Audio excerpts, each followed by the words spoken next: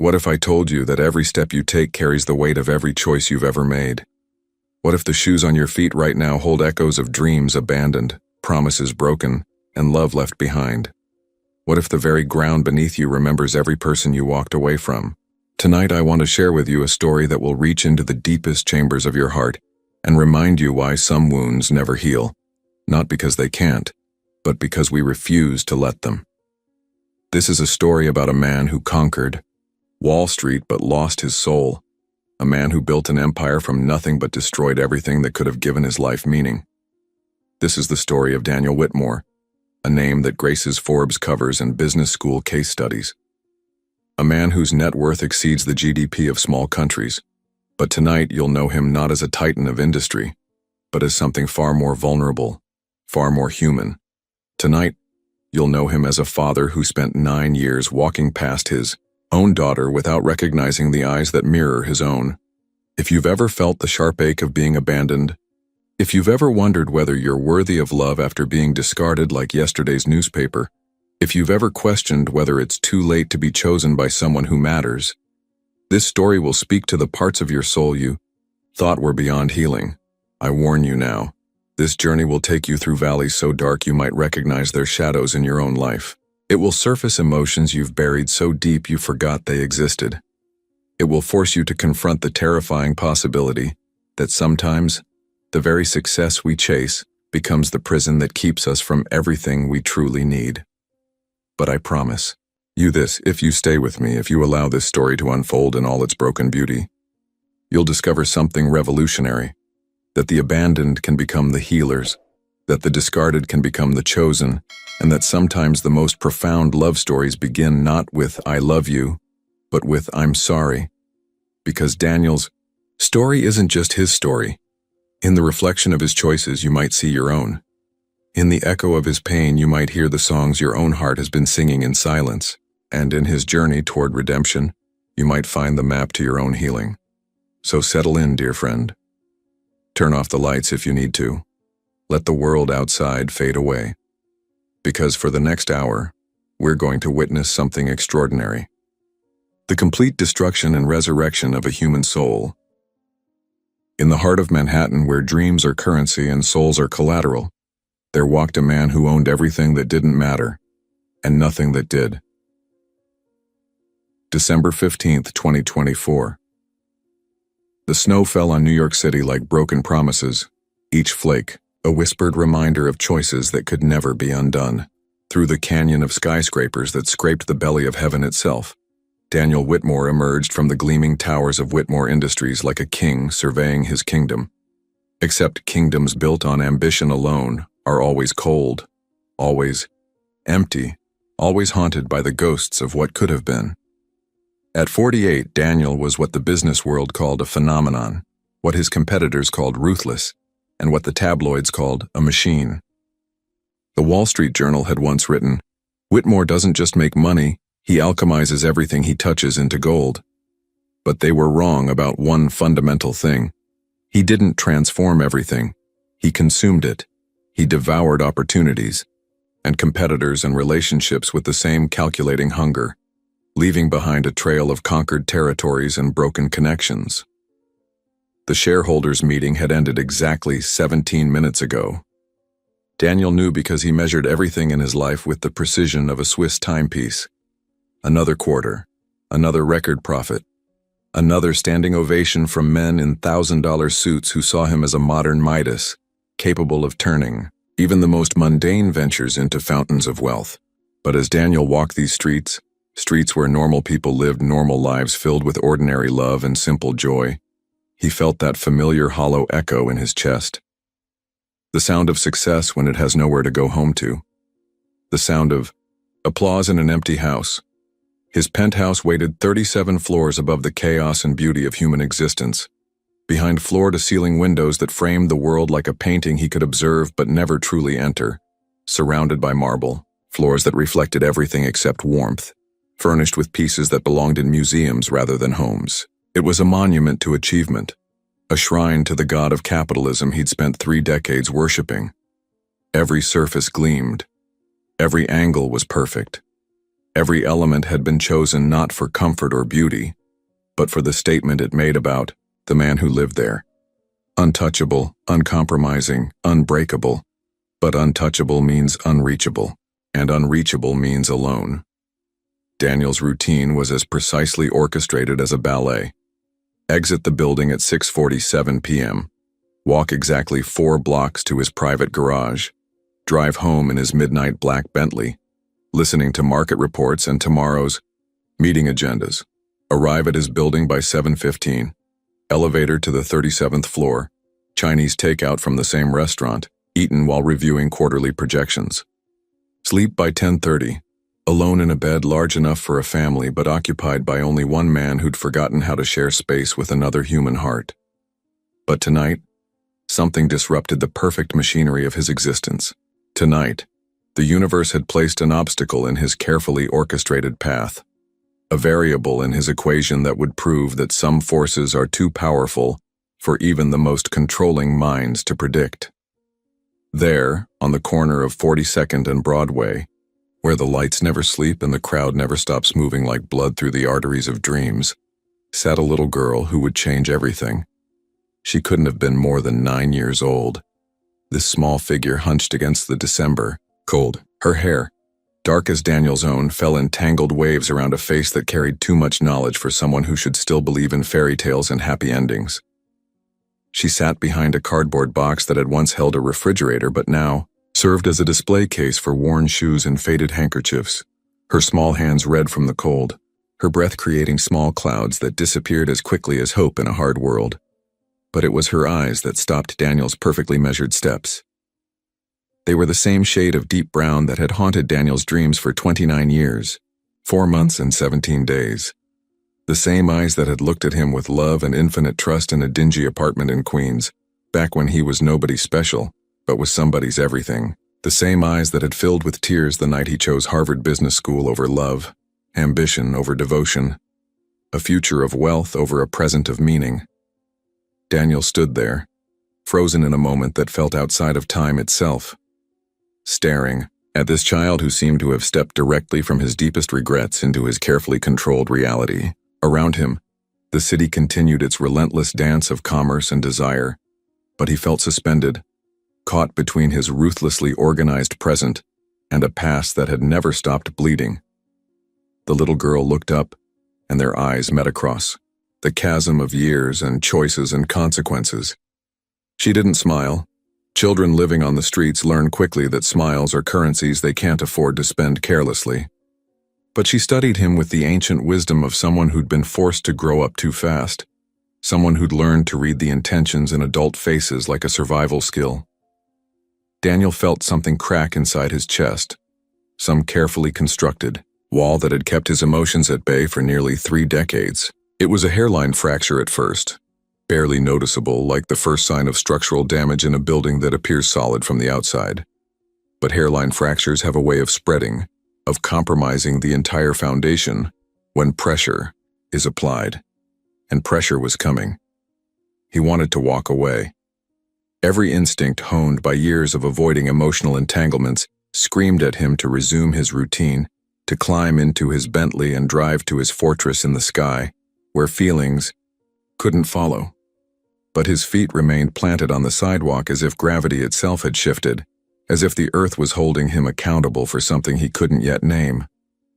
The snow continued to fall, each flake catching the neon light from Broadway's signs, creating a kaleidoscope of color against the December darkness. And in that moment, surrounded by the chaos and beauty of a city that never pauses for individual pain, Daniel Whitmore made a choice that would unravel everything he thought he knew about himself, everything he'd built, everything he'd become.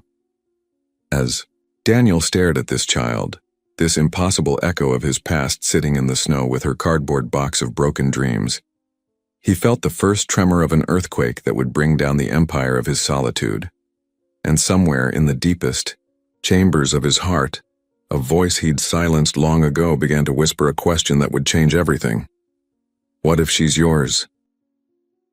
If this story is already stirring something deep inside your heart, something you thought you'd buried too deep to find, I need you to do something for me right now. Take a moment to look around your life. Notice the people who might be invisible to others, but visible to you. Notice the children who carry old wisdom in young eyes, the faces that mirror pains you recognize. Sometimes, the most important encounters happen when we least expect them, when our perfectly planned lives collide with the chaotic beauty of human need. Sometimes the universe places exactly what we've been missing right in front of us, disguised as an interruption to our routine. And remember, every person carrying pain is also carrying a story that could change everything. Every child sitting alone is someone's everything, even if that someone doesn't know it yet. Some purchases change your bank account. Others change the fundamental architecture of your soul. Daniel had no explanation for what happened next. This man who calculated every risk down to the fourth decimal point, who never made emotional decisions, who treated impulse like a contagious disease that could destroy everything he'd built. This man found himself walking toward a homeless child with no plan, no strategy, no logical reason for disruption his perfectly ordered evening. But some forces operate beyond logic. Some moments demand courage we didn't know we possessed. How much? He heard himself asking, his voice sounding foreign to his own ears. When was the last time he'd spoken to a child? When was the last time he'd noticed someone who needed help rather than someone who could provide it?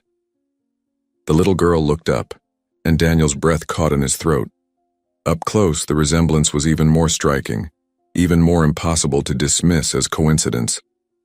She had that same stubborn chin that Daniel saw in old family photographs, the same way of tilting her head when uncertain that he'd inherited from his own mother. When she spoke, her voice was barely above a whisper, but it carried the careful politeness of someone who'd learned that survival sometimes depends on making adults comfortable. "They're $10, sir. But they're good shoes. They just need someone to love them. Love them." This child, who probably hadn't had a decent meal in days, who was sitting in the snow selling worn-out possessions to strangers, spoke about inanimate objects needing love. It was the kind of profound innocence that could only come from someone who understood, at a cellular level, what it meant to need love and not receive it. Daniel reached into his wallet, hand-stitched Italian leather that cost more than most people made in a month, and pulled out a $100 bill. The largest denomination he carried, crisp and new like everything else in his carefully curated life. "Keep the change," he said, handing her the money and taking the worn shoes that seemed to weigh far more than they should.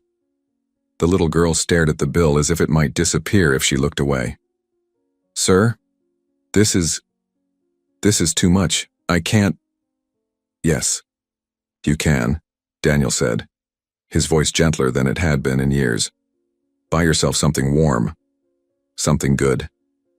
Daniel walked away without looking back, couldn't look back, because something about the way she'd said "love them" had torn open, a wound he'd spent 3 decades learning to ignore. With each step toward his car, the shoes in his hand seemed to grow heavier, as if they were absorbing all the weight of choices he'd made and chances he'd missed. During the drive home, Daniel found himself glancing at the shoes on his passenger seat. They were small, clearly meant for a child, worn in patterns that told stories of long walks and longer hopes. The leather was soft with age, creased and scuffed but somehow dignified in their wear. They were the kind of shoes his mother might have bought him from a thrift store when money was tight and love was abundant, back before success became his god and feelings became his enemy.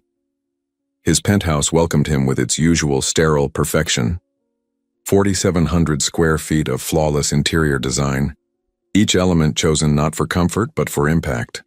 The kind of space that appeared in architectural magazines and made other wealthy people envious.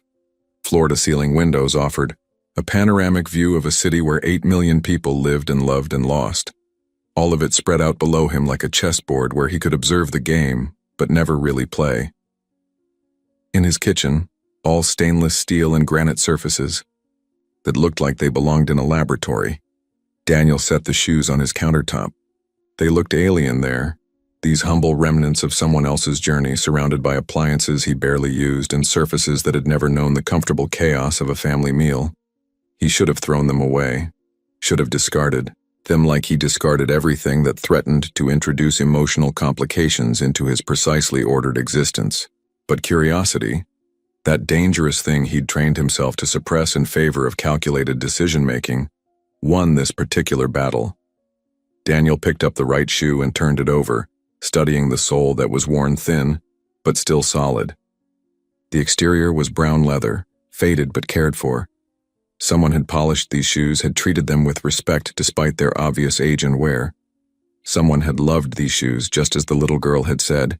The interior was lined with what had once been white fabric, now yellowed with age and use, and there, faded but unmistakable, written in blue ink that had somehow survived years of wear and weather and the passage of tiny feet, were words that stopped Daniel's heart completely.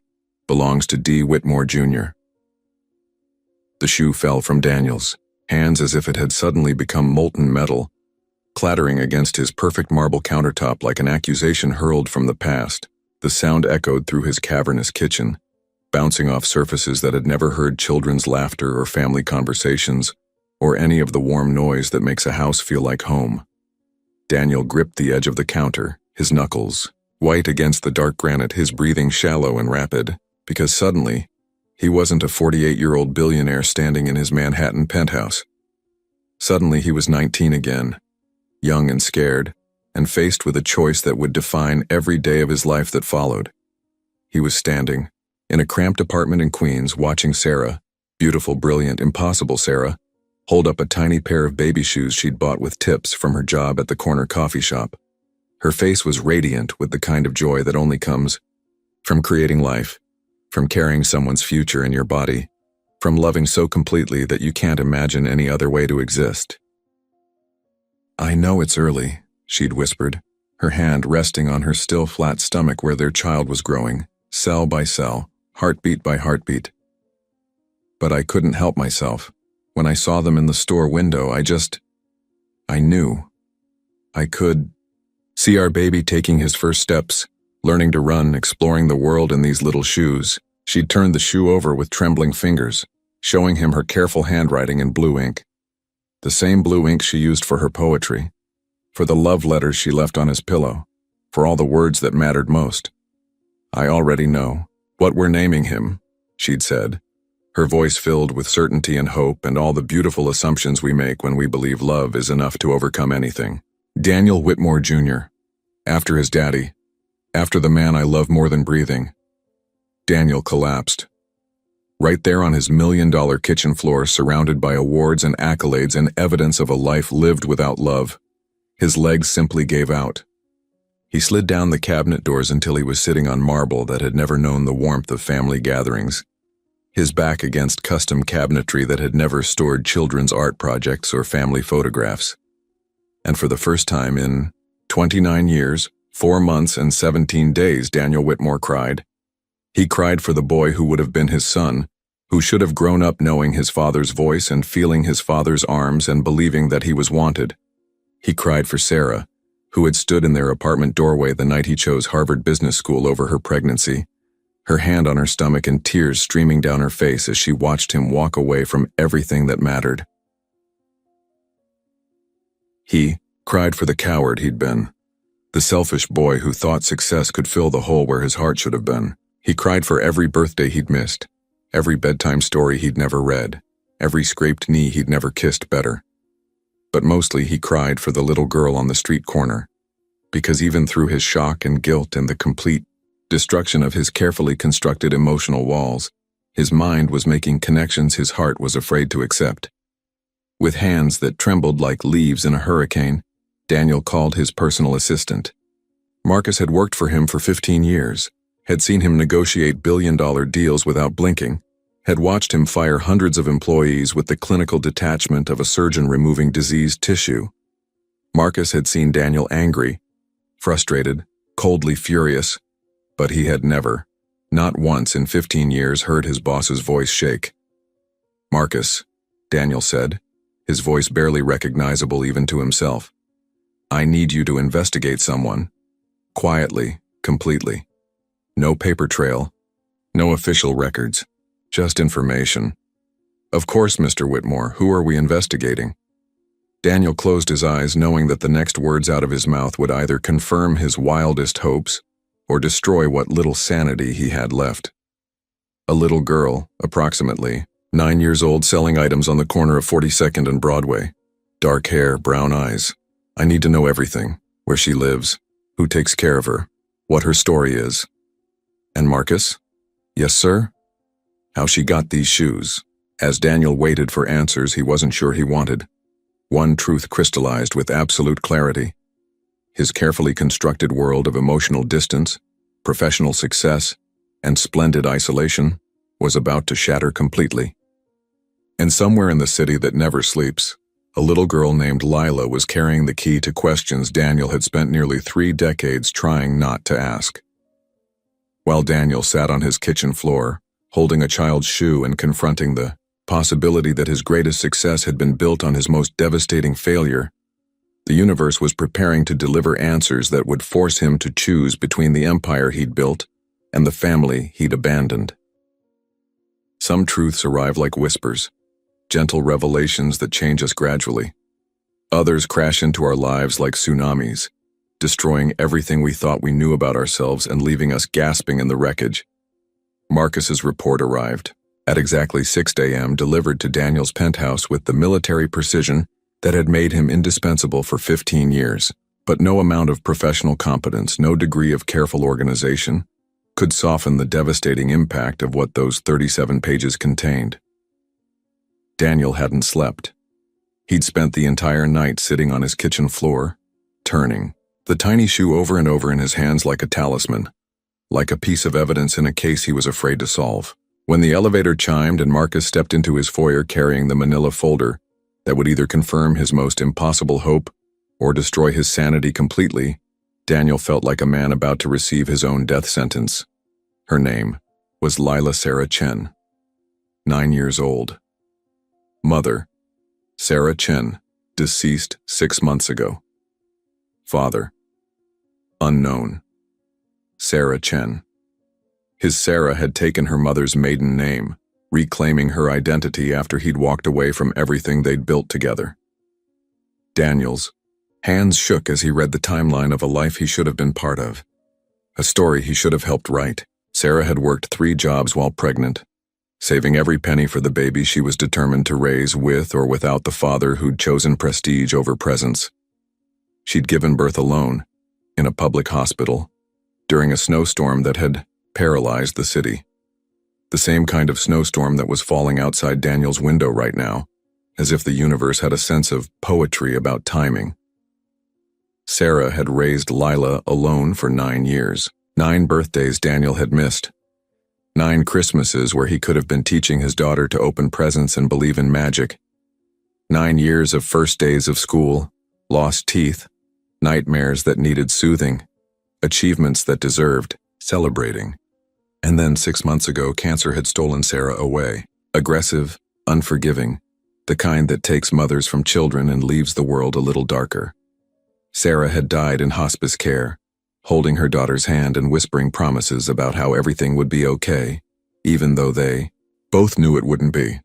Since then, Lila had bounced between a temporary shelter and the streets, selling whatever she could find: old clothes, discarded books, worn shoes that someone had loved once upon a time.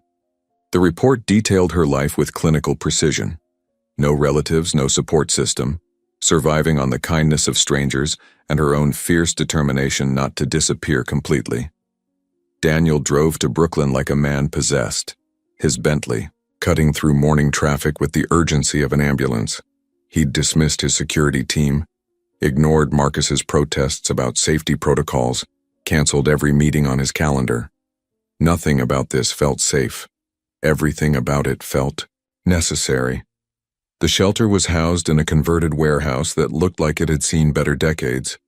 The outside walls were painted a cheerful yellow that couldn't quite hide the institutional sadness beneath. This was where New York City stored its unwanted children, the ones who'd fallen through every crack in the system, the ones who'd learned that adults made promises they couldn't keep and love came with expiration dates. Inside, the smell of industrial disinfectant couldn't mask the underlying scent of heartbreak and resilience. Children of all ages moved through hallways with the practiced invisibility of those who'd learned not to hope for much, not to expect adults to notice them unless they were in trouble. And there, in a corner of the common room, sat Lila. She was hunched over a notebook, drawing with a stubby pencil that had been sharpened so many times it was barely longer than her finger. Her dark hair fell like a curtain around her face, creating a private world where she could exist without having to perform happiness for adults who might decide to care about her if she seemed grateful enough. When Daniel approached, she looked up with those eyes, Sarah's eyes, his own eyes reflected back at him across 29 years of absence, and his world tilted completely off its axis. This close, the resemblance was undeniable. She had his mother's nose, Sarah's delicate features, and something entirely her own in the set of her jaw that spoke of strength forged in situations no child should have to endure. "Hello," he said, his voice gentler than it had been in decades, softer than he'd known it could be. "I'm Daniel. I bought some shoes from you yesterday." Lila studied him with the wariness of someone who'd learned that adults often brought disappointment, wrapped in kind words. Her eyes took in his expensive suit, his carefully groomed appearance, his obvious wealth, and Daniel could see her making calculations about what he might want from her. "Did they not fit?" she asked, her voice carrying that careful politeness children learn when they depend on adult approval for basic survival. "They fit perfectly," Daniel replied, and he meant it in ways she couldn't possibly understand. "I was wondering, where did you get them?" Lila's expression grew wary. She'd learned that questions about her possessions usually meant adults were trying to determine if she'd stolen something, if she deserved help, if she was worth the trouble of caring about. "They were my mama's," she said finally, her voice dropping to almost a whisper. "She said they were special, that someone important gave them to her a long time ago. She said they belonged to someone she loved very much, but who couldn't stay." Daniel felt the world spinning around him like a carnival ride that had broken free from its moorings. "What was your mother's name?" "Sarah. Sarah Chen." The matter-of-fact way Lila delivered this information, the same way she might report the weather, or the time of day, broke something fundamental in Daniel's chest. This child had learned to discuss devastating loss like it was just another fact about herself, protecting her heart from the weight of emotions she was too young to carry. "Excuse me?" A woman's voice cut through the conversation like a protective barrier. Mrs. Rodriguez, according to her name tag, appeared to be one of the shelter supervisors. She had the kind of tired kindness that comes from caring for too many broken children with too few resources. "I'm sorry, but visiting hours are—" She stopped mid-sentence, recognition dawning across her features like sunrise. "Mr. Whitmore, the businessman, from the news?" Daniel nodded, never taking his eyes off Lila, who was now looking between the adults with the alertness of someone who'd learned that her fate was often decided in conversations she wasn't included in. "I need to speak with someone about this child," Daniel said. "About her mother, about—" He paused, the words sticking in his throat like thorns. "About her family." 20 minutes later, Daniel sat across from Mrs. Rodriguez in a cramped office, while Lila waited outside, unaware that her entire world was about to change again. The office was decorated with children's artwork and thank-you notes from families who'd been reunited, evidence of happy endings that made the continuing tragedies feel even more acute. "Sarah mentioned you," Mrs. Rodriguez said quietly, her eyes filled with the careful compassion of someone who'd delivered difficult news too many times. "Not by name, but she talked about Lila's father sometimes, said he was someone important, someone who'd chosen a different path. She said she understood why he left, but that didn't make it hurt less." She reached into a locked filing cabinet and retrieved an envelope that looked like it had been handled with the reverence reserved for religious artifacts. Yellowed with age and sealed with tape that had been carefully preserved, it bore Sarah's familiar handwriting. "For Daniel, if he ever comes looking." Inside was a single sheet of paper and a photograph that made Daniel's breath catch in his throat. The photo showed Sarah in a hospital bed, exhausted but radiant, holding a newborn baby with a full head of dark hair. Both mother and child were smiling, Sarah at the camera with the tired satisfaction of someone who'd just accomplished something miraculous. The baby at some invisible wonder that only infants can see. The letter was dated 9 years ago, written in Sarah's careful handwriting. Daniel, if you're reading this, it means I'm gone and our daughter needs you. I named her Lila because it means night beauty. She was born during the most beautiful snowstorm I'd ever seen, and I knew from the moment she opened her eyes that she would be someone who finds light in the darkest places. I never told her about you because I was afraid. Afraid you'd reject her the way you rejected us. Afraid she'd spend her life feeling unwanted by the one person who should have loved her unconditionally. Afraid that knowing about you would hurt her more than not knowing. But if you're here now reading this letter, it means something has changed. Maybe you've learned what I always knew, that love isn't something you earn through achievement or prove through success. It's something you choose every single day, even when it's hard. Especially when it's hard. She has your eyes, Daniel. Your stubborn streak that won't let her give up even when everything seems impossible. Your intelligence that shows in the way she solves problems and sees patterns others miss. She's everything beautiful about both of us and nothing broken. I've watched you from distance over the years, seen your success in magazines and newspapers. I've never been angry about your choice, not really. We were both so young, so scared of the future. But sometimes I wondered what kind of man you became, whether you ever thought about us, whether you ever regretted walking away. If you ever loved me, if any part of what we had was real, please find our daughter. Please choose her the way you couldn't choose us. Please show her that she's worth staying for. She's been waiting her whole life for someone to stay. All my love. Sarah P.S. She keeps the shoes because I told her they belong to someone very important. I never told her that someone was her father. But maybe if you're reading this, it's time she knew. Daniel couldn't breathe. The walls of the small office seemed to close in around him as the full weight of his choices crashed down like a building, collapsing. He had a daughter. He'd had a daughter for 9 years, and she'd been living in shelters, selling possessions on street corners, surviving on scraps while he accumulated wealth that could have given her everything a child could need. But wealth couldn't give her what she needed most: a father who chose her over everything else. When Daniel emerged from the office, his face, streaked with tears and his carefully constructed composure completely shattered. He was determined to somehow begin the impossible process of building a relationship with his child. He would find a way to explain, to apologize, to spend the rest of his life making up for 9 years of absence. But the common room was empty. Lila was gone. She ran, Mrs. Rodriguez said, her voice heavy with the kind of sadness that comes from watching the same tragedy play out repeatedly. Someone told her that a rich businessman was asking about her, that he probably wanted to adopt her for publicity. That's what happened to Miguel last month. Some celebrity took him home for a photo shoot and brought him back the next day when the cameras stopped rolling. Daniel ran through the streets of Brooklyn like a man possessed, calling Lila's name, into the winter wind that carried his voice away like smoke. He checked every corner, every alley, every place a scared child might hide from a world that had taught her that sudden adult interest usually meant disappointment. But the city had swallowed her up, the way it swallows up all the unwanted children, who learn that survival means staying invisible, that safety comes from never believing in rescue.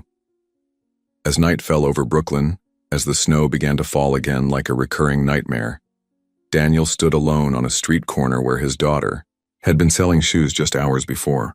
In his hands, he held the tiny shoes that had started this impossible journey, and in his heart, he carried the devastating realization that having unlimited resources means nothing when the person you need to save doesn't trust you enough to be found.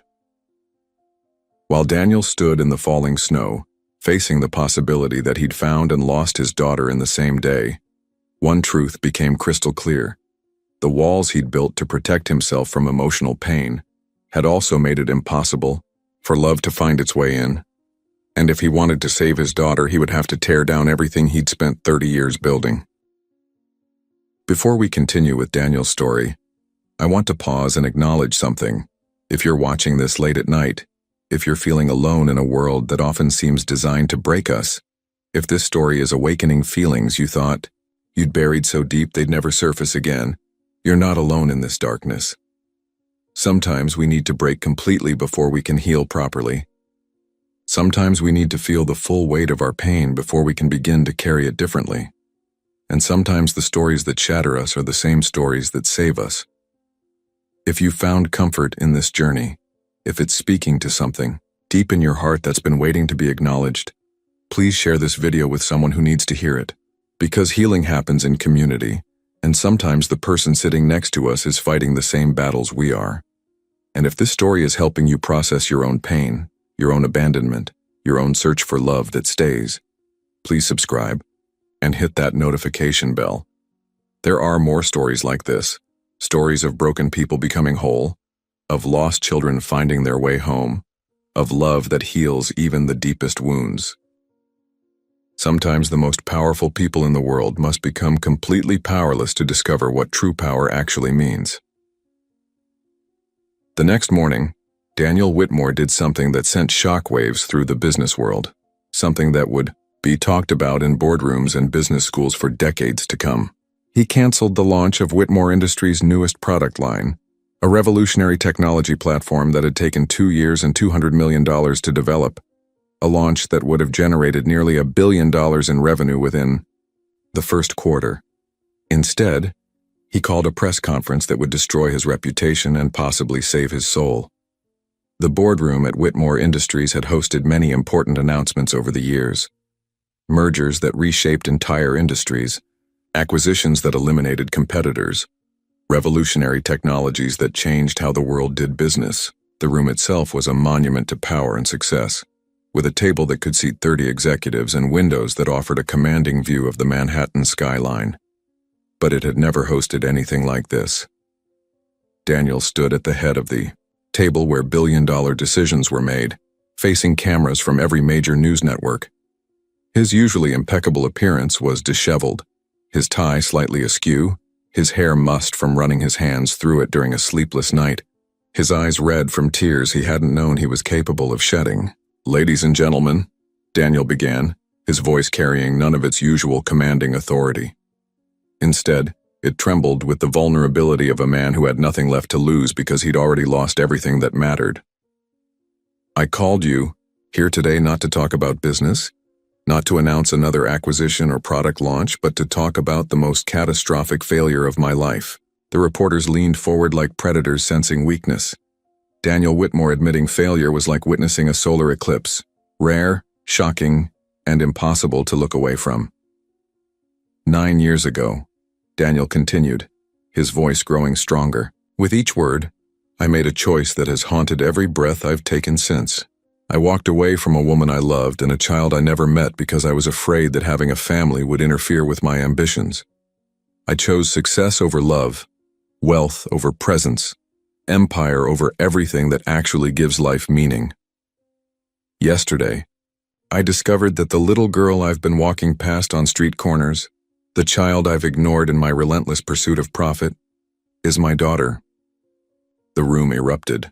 Reporters shouted questions, cameras flashed like lightning, and Daniel stood in the center of it all like a man in the eye of a hurricane, finally telling the truth that had been eating him alive for nearly 3 decades. "Her name is Lila Sarah Chen," Daniel said, raising his voice above the chaos. "She's 9 years old. Her mother, Sarah, died 6 months ago from cancer, and since then, my daughter has been living in shelters and on the streets. While I slept, in a penthouse worth $12 million, my child was selling worn shoes to buy food. While I accumulated wealth I could never spend in 10 lifetimes, my daughter learned to survive on scraps and the kindness of strangers." Daniel paused, his composure cracking completely. Tears fell down his face as millions of people watched, as the most private man in corporate America exposed his deepest wound to the world. "I don't deserve forgiveness," he whispered into the microphone, his voice carrying to living rooms and offices around the globe. "I don't deserve a second chance. I don't deserve to call myself her father. But my daughter deserves everything I should have given her from the moment she took her first breath. She deserves a father who chooses her over everything else, who puts her needs above his own ambitions, who loves her unconditionally even though he has no right to expect that love in return. So I'm choosing her now," Daniel announced, his voice gaining strength from the act of finally speaking his truth. Effective immediately, I'm stepping down as CEO of Whitmore Industries. My controlling shares will be liquidated and placed in a trust for Lila to ensure she never wants for anything again. But more importantly than money, more crucial than financial security, I'm asking for help from anyone watching this. Daniel held up the photograph Sarah had left, mother and daughter in the hospital, both smiling at a future that should have included him. My daughter is out there somewhere in this city, scared and alone. She doesn't trust me, and she has every reason not to. She's learned that adults make promises they don't keep, that sudden interest usually means disappointment. But if anyone sees her, if anyone knows where she is, please help me bring her home. This is what she looked like as a baby, Daniel said, holding up the photograph with shaking hands. Now she's 9, with dark hair that falls in waves around her face and brown eyes that carry too much knowledge for someone so young. She's brilliant and brave, and has survived more in her short life than I have in 48 years of carefully managed existence. She deserves so much more than I ever gave her. His voice broke completely as he continued. Lila, if you're watching this, if someone shows you this video, I know I have no right to ask anything of you. I know I'm a stranger who shares your DNA but has never earned the title of father. But I want you to know that walking away from you and your mother is the greatest regret of my life. Not finding you sooner, not being there when you needed me most, not choosing love over ambition. These are the failures that define me. If you give me a chance, just one chance, I promise I'll spend the rest of my life trying to be the father you deserved from the beginning. I'll learn your favorite color and your favorite food. I'll help with homework and drive you to school and teach you to ride a bike if you want to learn. I'll read bedtime stories and check for monsters under the bed and love you so fiercely that you'll never doubt your worth again. Daniel set down the photograph and looked directly into the camera, speaking not to the millions of viewers but to one 9-year-old girl who might be watching, might be listening, might be ready to believe that sometimes adults actually mean what they say. I don't need Whitmore Industries. I don't need my wealth or my reputation or any of the things I thought made me important. I need my daughter, and I'll wait for her as long as it takes wherever she needs me to be, until she's ready to let me try to earn the love I should have been giving her all along. The press conference ended in chaos. Reporters shouted questions about stock prices and corporate succession and the business implications of Daniel's decision. But Daniel had already left the room, walking away from the empire he'd built to begin the most important search of his life. The video went viral within hours. Find Lila began trending worldwide as millions of people shared the story of a billionaire who'd given up everything to find his daughter. Coffee shops played the video on loop, customers wiping away tears as they watched a man destroy his reputation to save his relationship with a child he barely knew.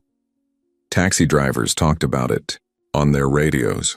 Social media exploded with support, with people sharing the story and joining the search. Mothers held their own children a little tighter, and fathers called estranged children to say they were sorry. But it was an 8-year-old boy named Marcus, not Daniel's assistant but a resident of the same shelter where Lila sometimes stayed, who provided the crucial information. I seen her, he told Mrs. Rodriguez, who immediately called Daniel. She goes to the park sometimes, the one with the big fountain where people throw pennies and make wishes. She says it makes her feel close to her mama because her mama used to take her there when it was warm, before she got sick. Washington Square Park. Daniel had passed it thousands of times in his previous life, rushing from meeting to meeting, deal to deal, empire-building venture to empire-building venture. He'd never stopped to notice its beauty, its peace, the way it served as an oasis of green tranquility in the concrete jungle of Manhattan. Now, as evening approached and snow began to fall again like a benediction, Daniel sat on a bench near the fountain where people threw coins and believed in miracles. He'd been there for 3 hours, waiting with the patience of a man who'd finally learned that the most important things in life can't be rushed, can't be controlled, can't be acquired through force of will. He had no security team, no assistants, no one to manage his schedule or protect his carefully crafted image. Just a father, holding a pair of tiny shoes that had started this impossible journey, hoping against hope that love could overcome fear, that trust could be earned, that sometimes the universe offers second chances to those brave enough to ask for them. As the city lights began to twinkle and the snow continued to fall like blessings from heaven, Daniel Whitmore, former billionaire, former CEO, former master of the universe, was about to learn that the most important business of his life had nothing to do with business at all, and everything to do with the simple revolutionary act of choosing love over everything else. Some moments are so perfect in their imperfection that they rewrite the entire story of who we thought we were meant to be. The snow fell harder as the evening deepened, each flake catching the light from the park's vintage lampposts like tiny stars finding their way to Earth. Daniel had been sitting on the weathered bench for nearly 4 hours, his expensive coat soaked through, his hands numb with cold, his perfectly styled hair disheveled by wind and weather. He didn't care. He would have sat there for 4 days, 4 weeks, 4 years if necessary. Time had become irrelevant when measured against the possibility of redemption. Around him, the city continued its relentless dance of ambition and desire, but the park existed in a bubble of possibility where miracles could still happen and broken things could be made whole. At 9:47 p.m., Daniel would remember the exact time for the rest of his life. She appeared. Lila emerged from behind a cluster of snow-covered trees like a vision from a dream, like an answer to prayers Daniel hadn't known he was capable of praying. She moved slowly, carefully, her small frame bundled in a coat that was too big and boots that had seen too many winters.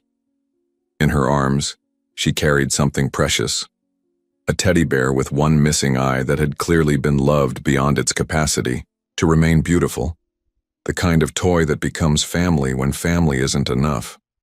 She stopped about 20 feet away, studying Daniel with the careful assessment of someone who'd learned that hope could be dangerous, that trusting adults, too, quickly could lead to disappointments that shattered already fragile hearts. "Are you really my daddy?" Her voice was so quiet that Daniel had to strain to hear it over the fountain, so tentative that it might have been the wind speaking instead of a child who'd spent 9 years wondering if she was worthy of being claimed by the man who'd helped create her. Daniel's heart shattered and reassembled itself in the space of those 5 words. He stood slowly, every movement careful and deliberate, not wanting to make any sudden gestures that might scare away this miracle that had walked out of the darkness into his life. "Yes," he said simply, his voice carrying the weight of 29 years of absence and 9 years of regret. "I'm your daddy, and I'm so sorry it took me this long to find you." Lila tilted her head in that gesture he was beginning to recognize as purely hers, though it carried echoes of Sarah's thoughtful nature. "Mama said you were important, that you had important things to do that couldn't wait for us." "Your mama was wrong," Daniel replied, his voice thick with emotion he'd spent decades learning to suppress. "The only important thing I ever should have done was love you. From the very beginning, from the moment I knew you existed, I should have chosen you over everything else." They stood there in the falling snow, father and daughter, separated by 20 feet and 9 years of missed birthdays, bedtime stories that were never read, first steps that went unwitnessed, first words that fell on absent ears. All the moments that make a childhood beautiful, all the memories that form the foundation of a life, gone irretrievable, lost to the choices of a young man who'd thought success was more important than love. "I saw you on TV," Lila said, taking a tiny step forward. "You cried in front of all those people." "Yes, I did. Grown-ups aren't supposed to cry. That's what Mrs. Rodriguez says. She says crying is for babies." Daniel knelt down in the snow, bringing himself to her eye level, making himself smaller so she could feel bigger. "Grown-ups are supposed to cry when they've lost something precious. And you, Lila, you're the most precious thing I've ever lost. I should have been crying for you every day for 9 years." "I brought you something," Daniel said, pulling the tiny shoes from his coat pocket. They looked even smaller in his large hands, these symbols of all his failures and all his hopes, worn with age and love and the passage of tiny feet that should have known his protection. "Your mama bought these for you before you were born, when you were still growing inside her, when she was planning a future that included both of us." She wrote my name inside because she wanted you to know that even though I wasn't there, even though I was too scared and too selfish to stay, I was yours. I've always been yours." Lila stared at the shoes, her young mind processing the weight of what they represented. "She talked about you sometimes when she was really sick near the end. She said you were probably building big buildings and helping important people and changing the world." "I wasn't helping anyone," Daniel admitted, his voice breaking with the honesty he should have practiced years ago. "I was just running away from the most important people in my life. From you and your mama. I was building an empire of nothing while the two of you were living a life of everything that mattered. Another step closer." Lila was now close enough that Daniel could see the details that had been hidden by distance. The freckles scattered across her nose like constellations, the impossibly long eyelashes that had been Sarah's pride, the small scar on her chin that spoke of adventures and mishaps that he'd missed, stories he'd never heard. "Are you going to run away again?" she asked. And Daniel understood that everything, his entire future, her capacity to trust, the possibility of healing for both of them, hinged on his answer to this question.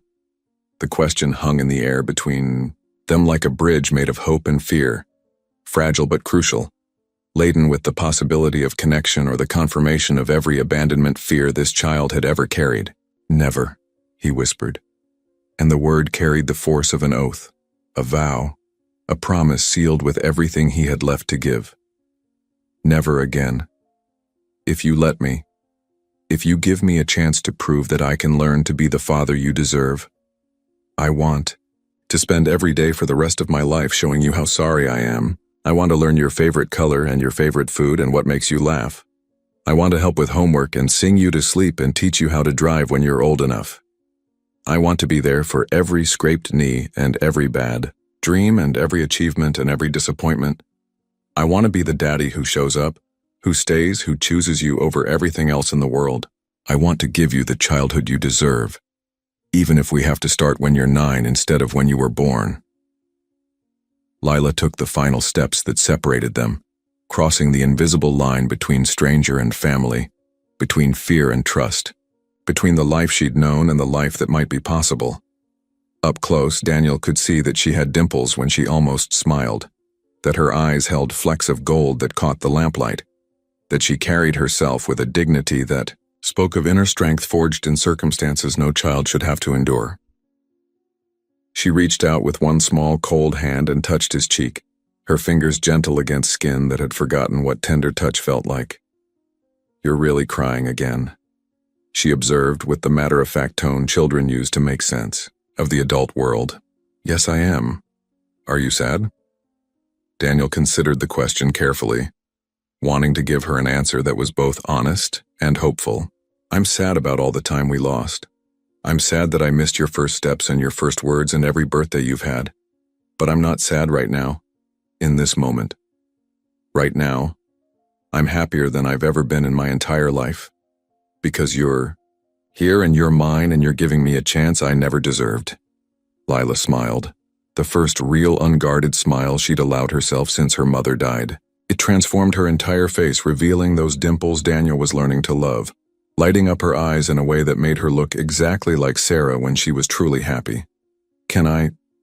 She hesitated, gathering courage that shouldn't have been necessary but was the only way she knew how to protect her heart. "Can I hug you? Just to see what it feels like?" Daniel didn't trust his voice to answer. Instead, he opened his arms, the same arms that had closed themselves off from human connection for nearly 30 years, and waited. Lila stepped into his embrace like she was coming home after a long journey through dangerous territory, like she was finally safe enough to be small again. As Daniel held his daughter for the first time, feeling her small body fitting perfectly against his chest, he understood that every achievement in his life had been preparation for this moment. Every success had been meaningless without this connection. "I love you, Lila," he whispered into her hair that smelled like snow and hope and the particular sweetness of childhood that survives even the hardest circumstances. "I've loved you every day of your life, even when I was too scared and too stupid to admit it, even when I was running from that love like it was something dangerous instead of something sacred. I love you too, Daddy," she whispered back. And Daniel understood that he was being given a gift he'd never deserved but would spend his lifetime earning, would spend every remaining breath proving worthy of. They walked out of the park together, hand in hand, Lila's small fingers intertwined with Daniel's as if they'd been practicing this simple gesture of connection their entire lives.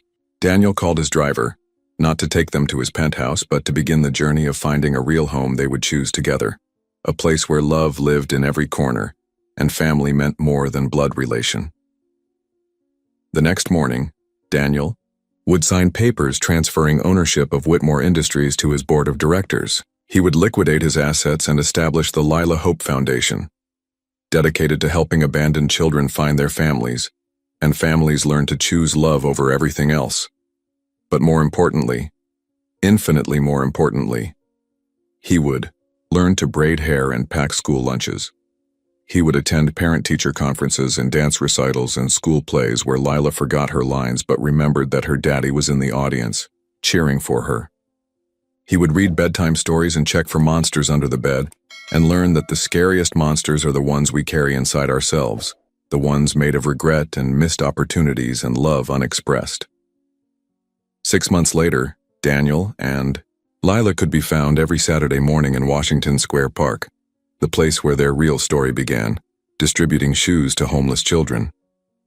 Daniel would kneel down to each child's level, fitting the shoes carefully while Lila held their hands and told them stories about how the right shoes could carry you to better places if you just kept walking, just kept believing, just kept looking for the love that was searching for you too. The teddy bear with one missing eye, whose name, Daniel learned, was Mr. Patches, sits on a shelf in Lila's bedroom in the house they chose together, watching over a little girl who finally has a safe place to sleep, and a father who tucks her in every night with stories and songs and promises he has every intention of keeping. And sometimes, when Daniel looks at his daughter, really looks at her while she's drawing or reading or simply existing in the space they've created together, he sees Sarah's smile and knows that forgiveness isn't something you earn through grand gestures or expensive gifts. It's something you receive when you finally stop running from love and start running toward it, when you choose presence over presence, when you understand that the greatest success is measured not in dollars or achievements, but in the trust of a child who calls you daddy and means it. The worn white shoes sit in a place of honor on their mantelpiece, no longer symbols of abandonment and regret, but reminders that every ending can become a beginning if you have the courage to change the story, to choose differently, to believe that love is always worth the risk of being broken by it. If you've stayed with us through this entire journey, through every moment of pain and every glimpse of hope, you understand something that our world often forgets. It's never too late to choose love. It's never too late to come home to the people who need you most. It's never too late to rewrite the story of who you thought you had to be. Maybe you're watching this because you see yourself in Lila, the abandoned child still waiting in the snow for someone to choose you, to claim you, to love you enough, to stay. Maybe you see yourself in Daniel, the person who's achieved everything the world says matters while missing everything your heart knows is important.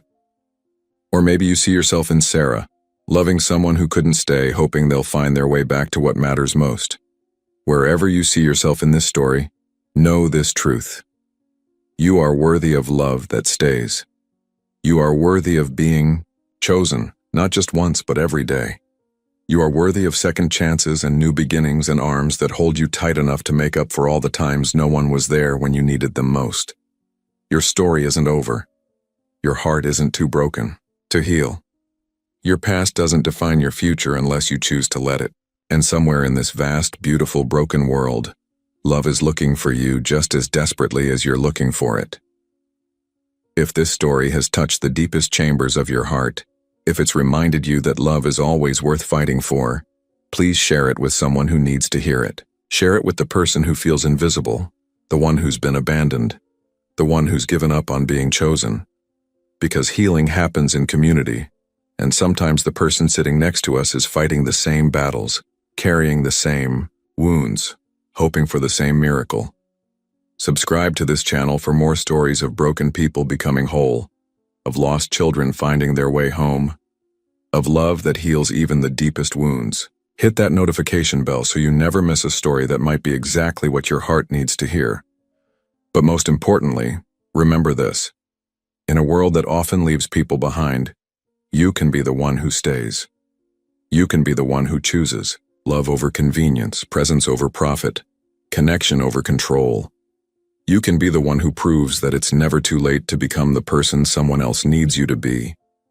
The universe is always offering us chances to love better, to choose differently, to write new endings to old stories of pain and abandonment. Don't let those chances walk away. Don't let fear convince you that you're unworthy of the love you've been seeking your entire life. Your Lila is out there. Your Daniel is waiting in the snow. Your chance to choose love over everything else is coming. Might be here right now. Might be disguised as an interruption to your perfectly planned life. Thank you for joining us in this sacred space where stories become healing, where pain transforms into wisdom, where the abandoned learn they were never forgotten, only temporarily lost. Until next time, remember, you are loved beyond measure, you are chosen beyond doubt, and your story, your beautiful, broken, healing story, matters more than you know.